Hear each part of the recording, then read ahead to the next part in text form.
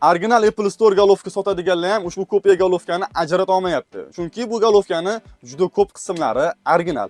Hozir sizlarga original Apple Store bilan bu golovkani ichini ochib, yonma-yon holatda solishtirib ko'rsatib beraman. Videoni oxirigacha ko'ring, ma'lumotlar foydali bo'ladi. Qo'limdagi bu adapter original Apple Store. Mana bunisi 2 dona detali kopiya. Xo'p, original Apple Store, buniki ham original Apple Store. Gnizdolarini ham yaqinlashtirib ko'rsataman. Original Apple Store. Buni korpusiga ahamiyat qilinglar. Korpusi original Apple Store korpus, buniki korpusi kopiya.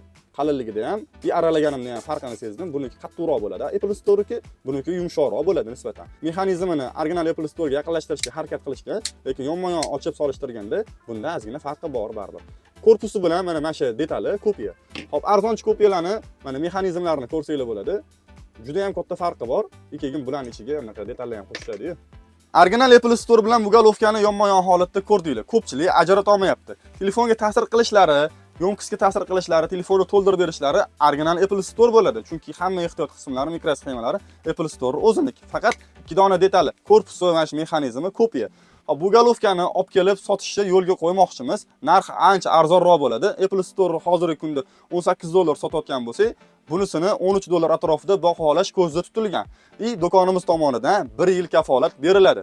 Shunga nima deysizlar? Sotib olib foydalangan bo'larmi deylar. Original Apple Store o'zi bo'ladi. Faqat 2 dona detali kopiya bo'lgani uchun narxida ancha farqi bor. Kommentariyada sizlarning fikringizni kutib qolaman. Bu videoni iPhone tanishlarga jo'natib qo'yinglar.